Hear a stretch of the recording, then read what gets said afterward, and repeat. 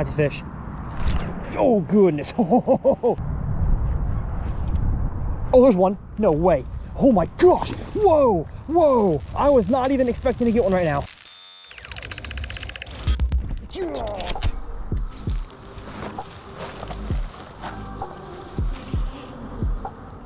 Well, how's it going, folks? Welcome back to 200 Ponds, my series where you guessed it, I'm fishing 200 of these things, hopefully catching some bass and teaching y'all how to become better anglers all throughout. Now, today's pond is a little bit different, a little bit more urban, you could say. And as I get my tackle out for today's adventure, by the way, just bringing the backpack with me, not this big camera, gonna leave y'all at the truck. But like I said, I think I found a place, as you can see here on the drone shot, that has lots of opportunities to catch fish. We've got a bunch of retaining walls with connected ponds, you know, with apartment complexes, businesses, restaurants. It is a very urban community center here in Texas, and I hope it holds some bass, especially with the conditions we have today, which I am so excited about. Enough talking, let's get down to pond number 107.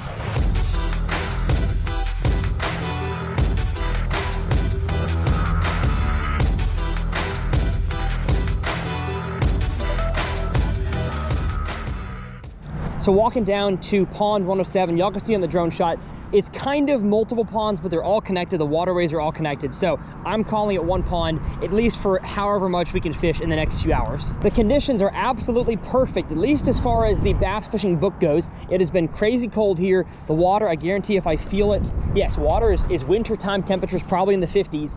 But it's actually kind of a nice day. I'm in a sweatshirt, but the low temperature today is only 52 degrees, and I think it's like 58 to 60 right now. So hopefully these fish, with the cloud cover and the wind, you can't really feel it on this small pond here, but the next one we go to, you'll definitely hear and feel. And so because of these conditions and the water clarity we have, and the fact that at least this whole one here is retaining wall, and y'all probably can't see it, but it's another retaining wall about 2 foot under the water that dives down to probably 5 or 6 feet off of that one. So it's almost like a stair step on this pond. So I've got 2 reaction baits. I've got the Tungsten Thunder Cricket that I kind of cut the skirt down and put a little fluke style bait as the trailer, and then the Strike King Chick Magnet Jr., a little red flat-sided wintertime crankbait. And if I want to throw a football jig around, a little finesse football jig, it's wintertime, it's the season of finesse. Let's head clockwise around these ponds because that is my best hook set angle, and hopefully catch a few. This is definitely the most urban pond I've done in a while, and this is not really part of the chain, but I feel like at least this area here needs a cast. A little bush in the water. All right, enough distractions.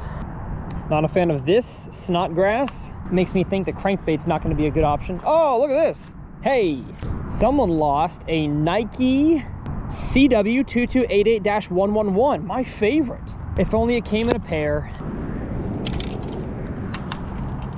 Let's give the crankbait a try. Just gonna hit every single target I can, make every parallel cast I can.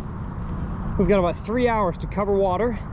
And I know that places like this normally don't have a huge population of fish, but hopefully we can claim ourselves a few of them.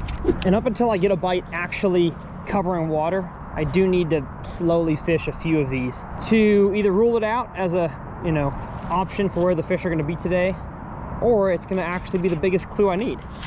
The biggest clue I'm getting so far is that it is sticky. Bye-bye. Well, what am I gonna tie on now? Something a little more weedless, hopefully. I'm gonna stay in the jig lane, but I'm gonna go a little 3/8 ounce Cage Fighter flipping jig with a Mach craw trailer, black and blue. A little matchy, yeah. As y'all know, the 200 Pond series is sponsored by Evolution Fishing. They make some awesome tackle bags, tackle boxes, tackle solutions, line bags, whatever you need. You can use code TRF20 to save 20% on your entire order. No kickback to me there, just some saving money for you. Well, maybe this one won't have as many getting stuck problems. And black and blue makes sense for a low sun condition day. Helps them find it a bit easier. But the water clarity is 3 foot anyways, so I don't think it matters. Ooh, uh-oh. That's a fish. Oh, goodness. Whoa. Come on, baby. Come on. What a strong fish. Like setting the hook into a brick wall. Good grief, underneath that tree. Get in here. Yes, sir. Yes, sir. Switching to a black and blue jig. Got me my first chunk of the day. 2.5, maybe pushing 3. Oh, jig fell right out. But I leaned back, gave him the business, and that guy was hanging right underneath that tree. My first skip underneath there was slowly hopping this thing, and right against the edge of that wall. I'm gonna try to show y'all an image of what's going on here. This fish ate it. So maybe they are gonna want a jig hopped in, you know, very specific circumstances. Could be under the tree, could be the whole pond, who knows? I recently started posting on Snapchat a lot, so if you wanna see even more behind the scenes, go follow me there. I believe my Snapchat is Tyler's Real Fish. Yes, not fishing. Couldn't fit all the characters in there. But gosh, that hook set felt so good. I just love the feeling of hopping and the bait moves, and then hop it, it moved again, and then it's swimming out towards deep water. Oh, now there's not usually multiple bass in the wintertime on something like this. Maybe a deep brush pile, but not usually a shallow overhanging tree. I'm still gonna make one more skip under there, but don't expect to catch another one. But no matter what else happens, folks, that is a bona fide success at pond 107. And to catch it on a jig, yes sir. I do see another log in the water here though. Matter of fact, this whole bank here has wood in the water. Oh, that's fish. Oh, dang it. Ah, I had one.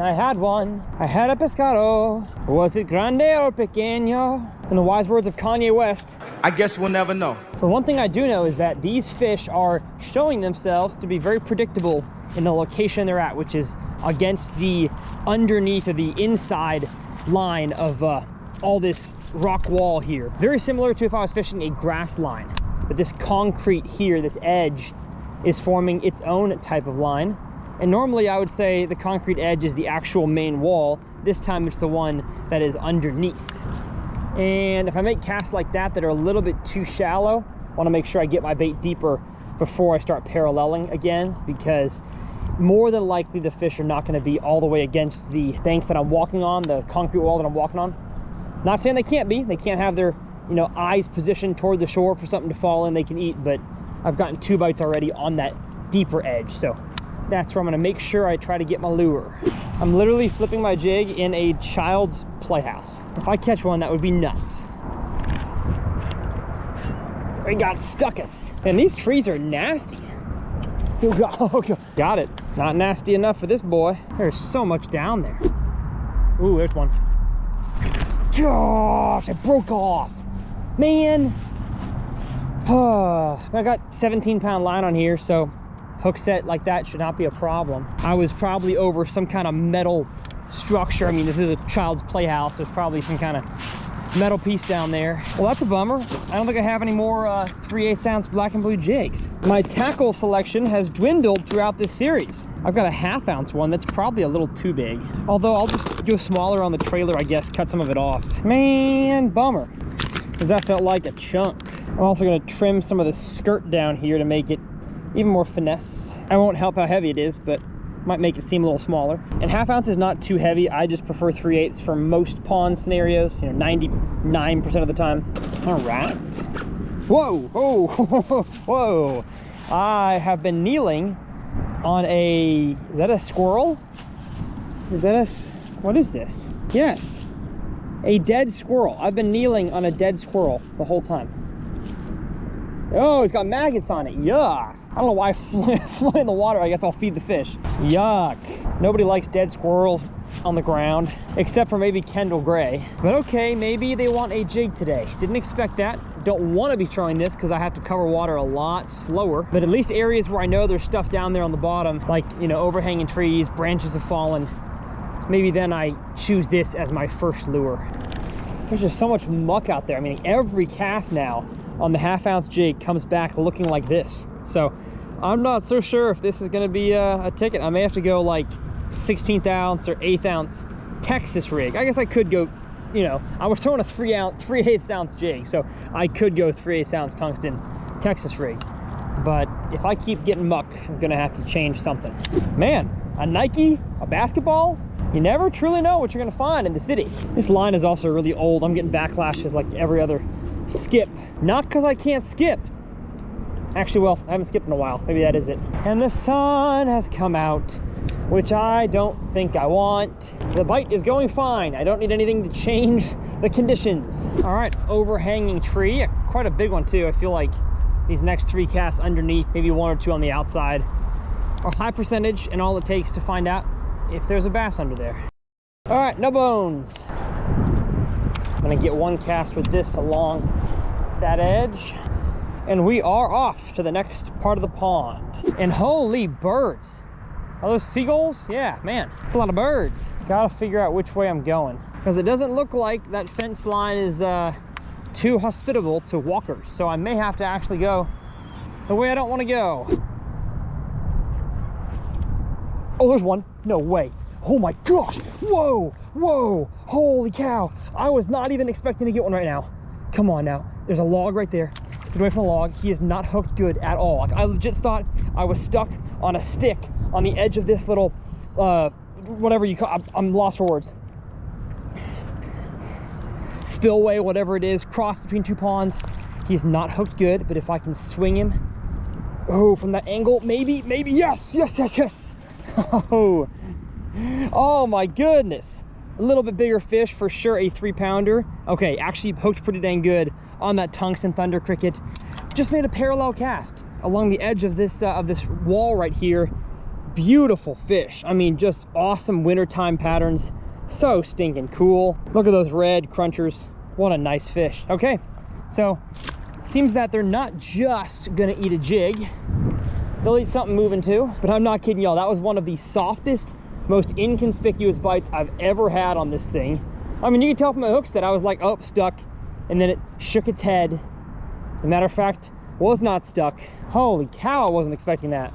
Makes me think though that the jig and the vibrating jig are gonna be the ways to go today, because I can retrieve them the slowest. I kinda gotta pull that crankbait a little too fast, I think, for their mood today. Because none of the bites I've gotten have been like, they throttled it. And yeah, I can't even get into this side right here unless I encroach on this apartment complex. So I'm just gonna fish what I can, this direction, that direction, and then find somewhere else to drive to fish the rest of this pond here. Because sometimes access in the city is not always easy to come by. Yeah, even the vibe jig is not immune from the stuff. I'm gonna make a few casts with the jig down this line. Ugh, there's one on the jig. Oh, come on, get in here, get in here. All right, they're stacked up on this thing, baby. That was not a good hook set, not a very healthy fish either. Got him in the tongue, but fish number 3. Thank you, my friend. Pulled it. I'm gonna check my line because I pulled it up something concrete or metal. Yeah, we're good. 17-pound Seaguar Basics gets the job done. But I think that little piece of whatever sticking up right there, could be a log, could be concrete, is exactly what I got that first fish to come off of. So there's 2 fish that are sitting on one piece of structure, or maybe it was one fish that was the dominant fish and then I caught it, so his little brother moved in. But that catch, I don't know if y'all could tell, it was so crucial for me to keep pressure, because yes, that fish ended up being hooked good. My hook set was not great, so I mean, I reeled fast, kept the pressure, flipped him in, got him on the bank. Oftentimes, if you get a bad hook set and then kind of lollygag and give the fish slack, that's when they get off. So I knew how important it was to reel fast, which I did. Oh, sick. Now I can actually go underneath here and see what this is. They are concrete dividers, just like we had above, but I bet you I could skip underneath them and get another backlash. This line is so old. Yeah, fish were probably sitting off the end of one of those little spikes. It's like 6 feet underneath there. There could be a whole school of fish under here. Oh yes, that's the best skip I'm gonna get.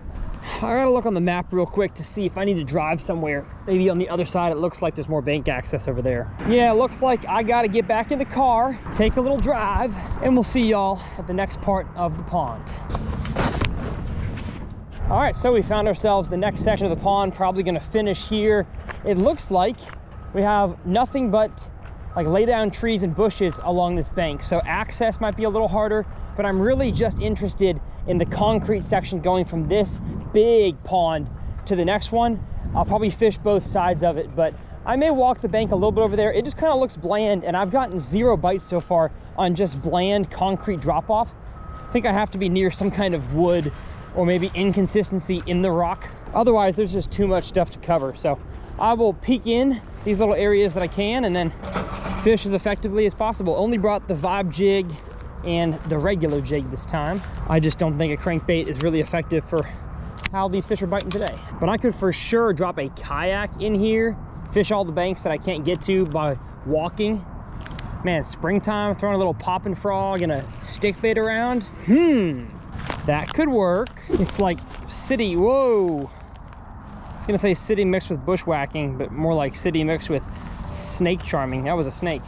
Yeah, I'm not gonna go down that path. I like my Achilles tendon the way it is. Look at this nice wide open area. I love that. Yeah, it would not surprise me if these fish are out in the middle and or on all the concrete structure with some water flowing by it. This is just all a lot of monotonous looking stuff, and it looks fishy, but when you've got so much fishy, oftentimes not much of it is. Yeah, there are not many bass in here, because I mean, I'm fishing some really good looking, deep, jagged, rocky stuff, and they're just not there. Feeling good about this little corner though, again, in the little concrete divider, the bridge, I guess you could call it. Not only is this corner good, I think, just because of all the overhangs over here, the laydowns. Corners are good in general because when you have stuff like this, it breaks off and floats, and then depending on the wind direction that day, it'll blow it to whatever corner the wind's blowing into. So corners almost always have just wood and trash and junk in them anyways from different windy days. So I bet even though these are the only overhang skier, I bet there's tons of stuff out in the middle. So I'm gonna work this corner a little faster. Y'all know on the channel, I love corners. They're fantastic. If you got a corner in your pond and you're just kind of quickly fishing it, don't do that. Well, dang, man. 10-ish minutes later and no fish. Matter of fact, the more I cast toward the middle, the less sticks I got, the more gunk I got. So we're just gonna head to the high percentage area, try to see if we can finish out this video before the sun goes down. Well, good grief, folks. Color me shocked. I didn't get a bite here. Although maybe the current is hitting this and the other side is where the current's washing too. So maybe they're all over there on that side. I guess we'll cross the street like the chicken and try over there. Oh, somebody else is already fishing over there. Dang it. He's standing right on the concrete area, so I don't want to fish it quite yet. We exchanged a friendly wave, and then I'll go say hi here in a second. Catch any? Are you using the crawfish? Sort of, yeah, a jig with a crawfish on the back of it. I caught a few in that side. The two I caught were on the, like when the wind blows, it blows the current through the bridge. I caught it on the other side. Okay. So I was seeing if they were in here. That's clever. It might not be a pattern. It might just be a coincidence. It might be your luck. Yeah, I know. I hope so. Well, have a good one, my friend. Yeah, you too. Well, as much as I would like to find a pattern and replicate it and catch more fish, I think we just kind of stumbled upon one little stretch in the first part of the pond that had a few fish, lost one of them, and then the bridge from pond 1 to 2 had a few, and that was about it. Every time I tried to pattern or find specific structure that the fish have got to be on, they just weren't there today. One more skip underneath this tree and we will call it a day. You know, folks, I would say today, despite being only 3 fish, was a massive success. And that's because wintertime bass fishing, especially in ponds, is not easy at all. So if I can catch 3 bass, definitely a success. My biggest encouragement to y'all during this wintertime season, where at least in Texas, I have open water. And for a lot of y'all, you have just the nastiest, coldest 38-degree water, and the fish just don't bite anything. And if that's the case, man, just be okay learning something, and if you catch a bass, it's a bonus. Because as soon as you know it, springtime is here, which means the fish are predictable. They all of a sudden show up. There's more of them, even though they're still there in the wintertime. I just don't know where they go. And you catch more of them and have a dang good time. I still had a dang good time. Hopefully y'all did as well. If you want to watch my last 200 ponds episode, bang, I'll leave it up here in the corner. My name's Tyler. As always, it's a pleasure. My tackle is linked down below. Use those links. Y'all know the drill. And we'll see y'all next time right here on 200 Ponds.